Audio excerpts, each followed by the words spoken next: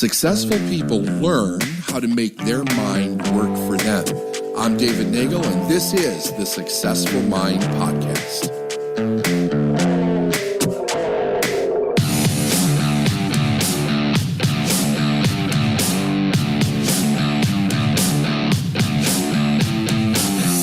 There's a concept or philosophy, if you will, that is pretty much taught to most everybody when they begin to work in life. And really, I would say that this probably goes with just any kind of achievement that a person's going after.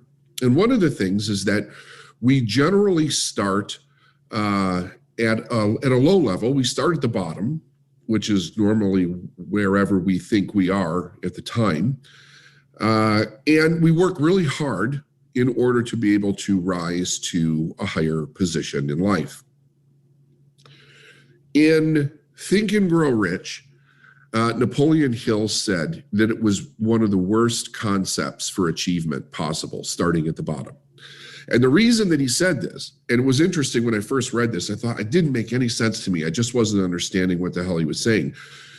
He said, when you start at the bottom, you never raise high enough for success to see you. Now, what that means is that everybody needs to realize a very important fact. Whatever level of success that you want to achieve for yourself, you're going to need other people to help you. And you're going to need other successful people to help you. Successful people in whatever endeavor they're doing, right? Those people are people of value. When we're starting at the bottom, we are not demonstrating much value. So people of value are looking for other people of value to not only help, but to be helped by those individuals. They're not looking for people that cannot yet demonstrate their value in life or have not built up their value in life. It's not a judgment against anybody personally. It's saying the marketplace is demonstrated by the person that can bring value. If you want to be wealthy, you have to provide more value than most people do. You know, and and the more successful you want to be, the more you have to understand that idea. So here's the problem, though. The problem is that when we start out on the bottom, we don't know, number one, that we need to be seen of people of value. A lot of times people have judgment around that, so that creates an issue. And we're so steeped in the idea that we have to work hard, it's almost impossible for us to let go of it at that stage of the game. When I was living in low-income housing, when I was on food stamps, when we had to, in order to be able to survive, everything had to be bought at a discount store. Everything, we had to find a discount for everything. It was constantly cutting out coupons, shopping at Aldi, anywhere where we could get something cheaper. It was the only way to make it. And we weren't making it. I thought at the time, the problem was not enough money. That's what I thought. I believed that with all my heart. So I went into this very unique, had this very unique experience that I'm extraordinarily grateful for. Even though things were getting better in life by the time I started my coaching with my mentor, I was still coming from the position of pushing my achievement, working as hard as I could every day. And I still thought money was the problem. Money was a huge barrier to being able to do anything else. So I kept seeing money as the problem. But up until this point, nobody ever told me that money wasn't the problem until I started to work with my mentor. And he said to me, "What do you want?" Now, when you come from this place, what do you want versus what do I need? Okay, because need and want are very different. If I go to talk to most people about their life, they don't tell me what they want. They tell me what they need. Need is survival based. Need is survival based. Here's what I need to survive every single month. Here's what I need to do at work every single month. However, if I ask a person what they want, what do you really want? I change the entire game psychologically, emotionally for that person if they buy in. And that's what my mentor said to me. He said, what do you want?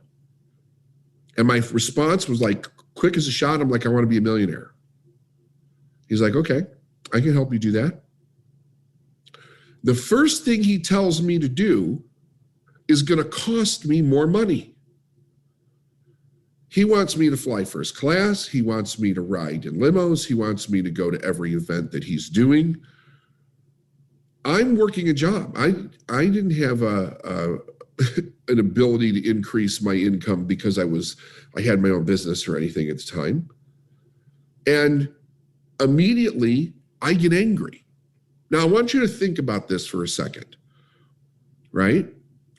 If somebody tells you you're going to need to do something that's going to cost you significantly more money in order to get what it is that you want, and you're thinking yourself, you have no idea how to do that, most likely you're going to get defensive about it. I got really, really angry, and I was thinking in my head, I can't do this. There's no way. I can't come up with that with that money. And he sensed that I was like, my energy was really shifting. And he said, if you want to be a millionaire, you have to learn to think like one. You have to treat yourself like one. So my mind is still coming from the idea of pushing. I need to push. I need to work hard. I need to achieve. Not because I want something, because I need to have my needs met. I need to consistently have my needs met.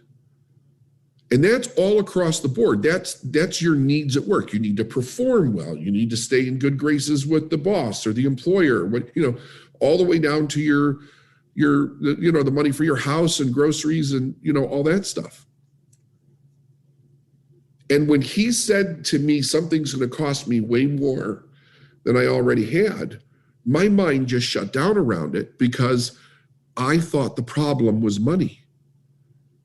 And he said to me, David, the problem not only isn't money, it's never been money. Now, I did not understand that. Like, I deeply did not understand that. Like, how could the problem not be money? If I need more money to be able to do these things and I don't have the money, how is that not the problem? But think about how many people think this way. They're convinced that money is the problem. Absolutely convinced. One of the differences when you see somebody skyrocket in success, or they become really successful, versus people that struggle their whole career, there's a basic understanding that's different. The real successful person understands that the problem that they're having at any level of their business is not the problem. The person that's stuck constantly thinks the problem that they have is the problem. And they can't escape it. They can't escape it. And it's different than even what Einstein said. If you remember Einstein's statement around this, he's like, you can't ever get out of a problem with the same thinking that created the problem. It's different than that. It's a step lower, actually, right? It's not even understanding that there's something else other than the problem. It's all problem. That's it. The totality of the problem. I often say everybody on the planet has the exact same amount of money. It's just that most people are ignorant to that truth. So they live as if they don't have it. This world that we live in is a vast storehouse of riches and opportunity and resources. And those that live without it are generally ignorant to the idea that it's there for them. And that's not a judgment, that's just fact. So when I hear it's going to cost me this much more money, I'm thinking to myself, this guy is crazy. And I was like, don't you think you should teach me how to earn money first? He's like, nope. You need to learn to treat yourself and be like a millionaire first. Made no sense. But what he did was he was creating a psychological difference in my mind. If I was thinking to myself, I have to push, I have to achieve, I have to work hard to be able to do all of these things. Number one, I would start wherever I was, which would never let me get there. I would spend all my time trying to overcome impossible problems because my thought process was skewed. I think that the lack of whatever I don't have is the problem, and it's not the problem. So he pulls my mind into a different direction. He's getting me emotionally involved in the person that I want to become. But by doing that and setting the bar so high from where I was, I have one of two options. Either I can quit, or I have to ask myself a different question, because the things that I'm doing at the bottom will never allow me to immediately be able to pay for any of this. So I have to come up with a different solution that's way outside of what I think I can do. That pulls me to a higher level instantaneously. One of the biggest problems with people's success is they're constantly looking at, well, okay, I have to solve this problem, and then I have to solve this problem, and then 10 more come in, and I got to solve those problems. And that's not what we have to do.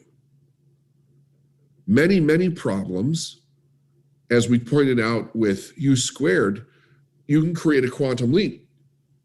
But in order to create a quantum leap, you have to move higher in your thinking. If you're constantly if you say to yourself, I don't think I can do that, I'm not ready to do that, then you just stay at the exact same level because you're spending all of your time arguing, fighting, pushing against the problems that you're experiencing where you are. And nothing changes. So he raises this bar for me. And of course I get angry. But you think about this. If you were to present that kind of a scenario basically to anybody, the average person walking around, they would have the same reaction. They'd be like, you're out of your damn mind. So much so that they would probably say you're trying to scam me, or that person's trying to scam you, or, it makes no logical sense whatsoever based on the ideas and the principles of success that we know. But the principles that most people practice are not principles of success. They're actually principles of survival. Success principles are very different. Very different.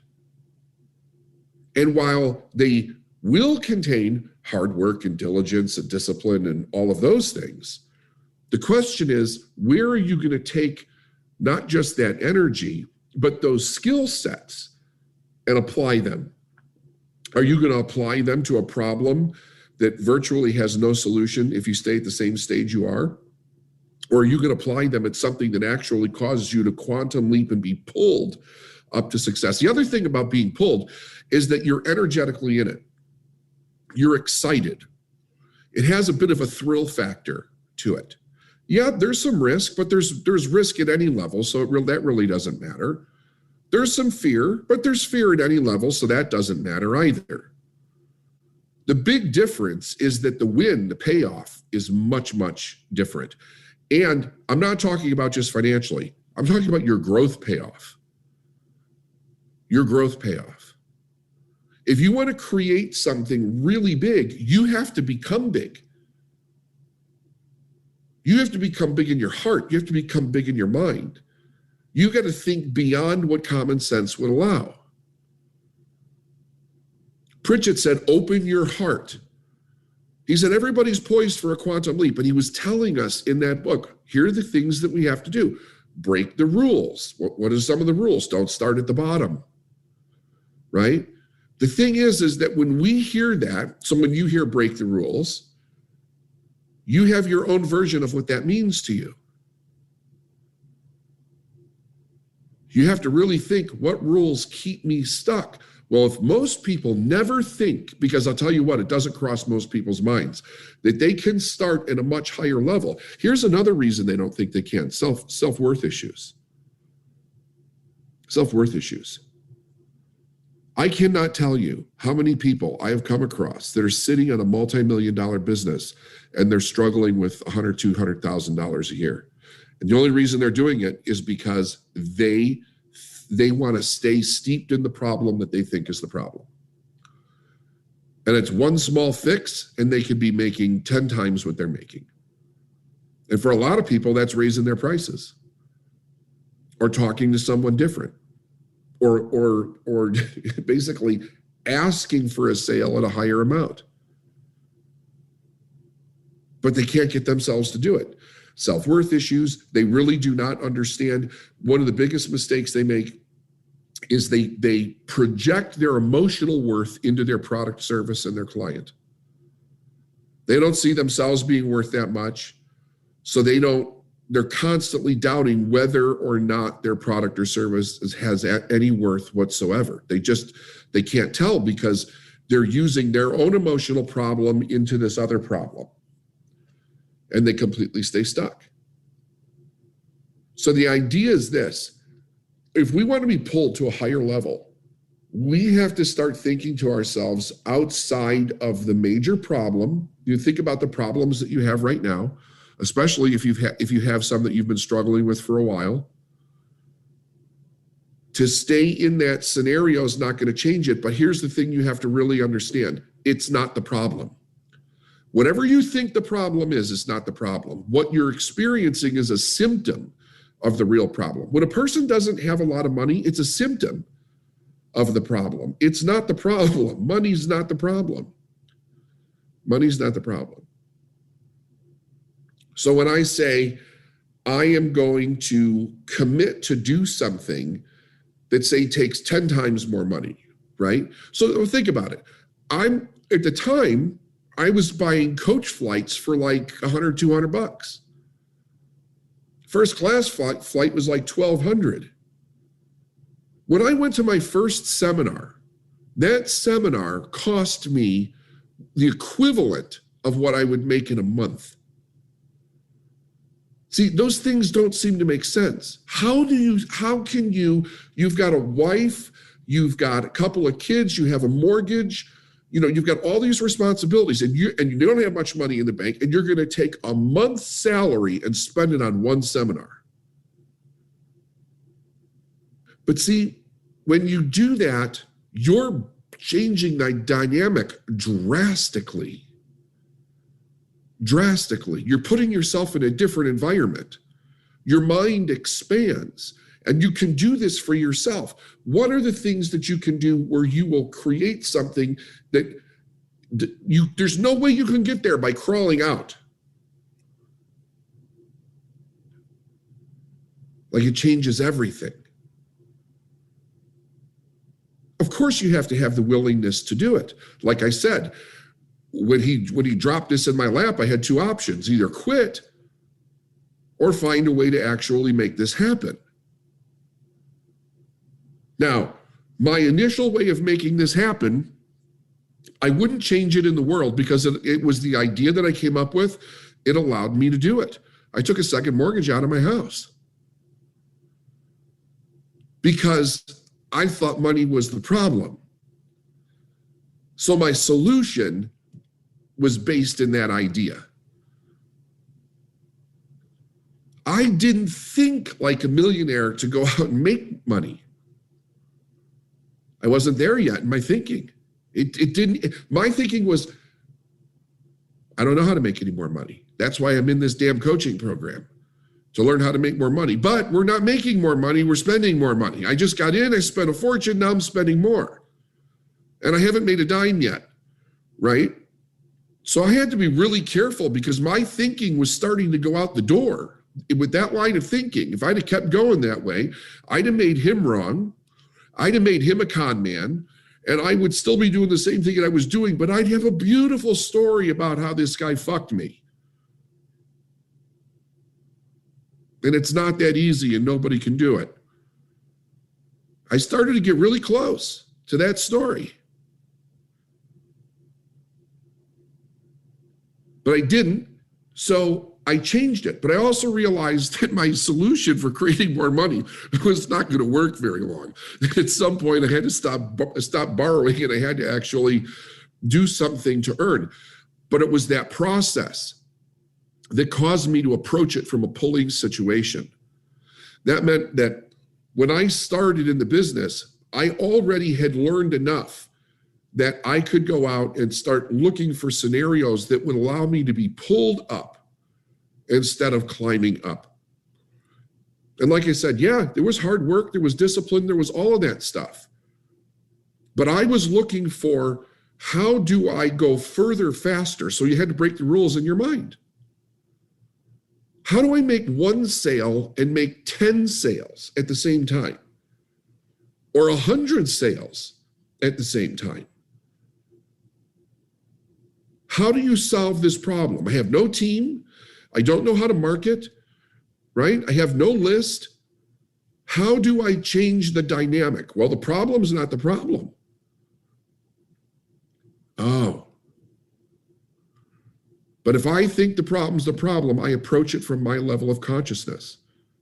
This is all about a shift in consciousness. If I shift my consciousness,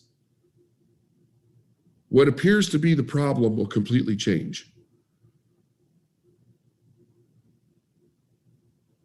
And you have to get the idea of, I can't do this, out of your mind.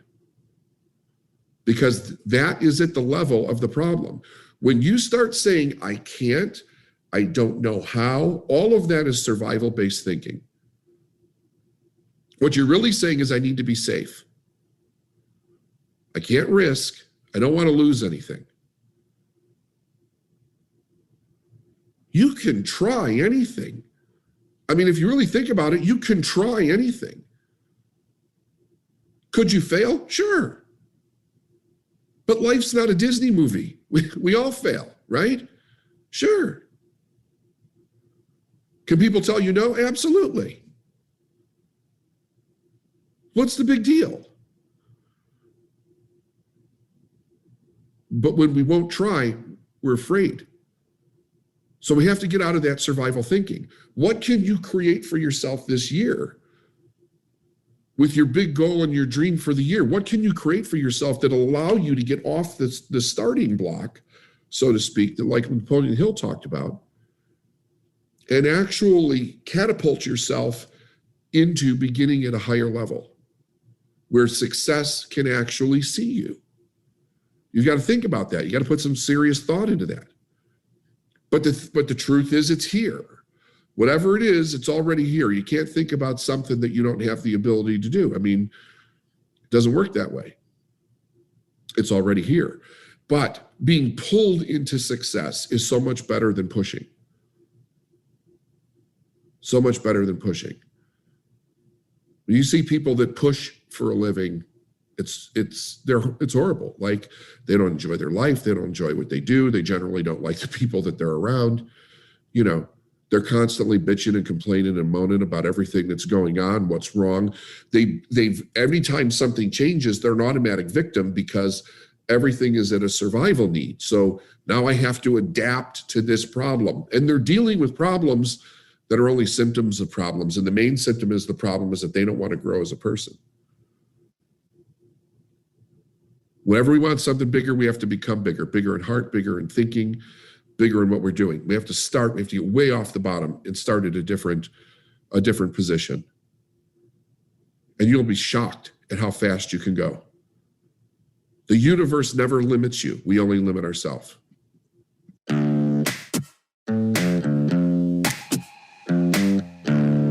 Thanks for listening to the Successful Mind podcast. And if you like what you heard and you want to know more, go to davidnagel.com/free stuff.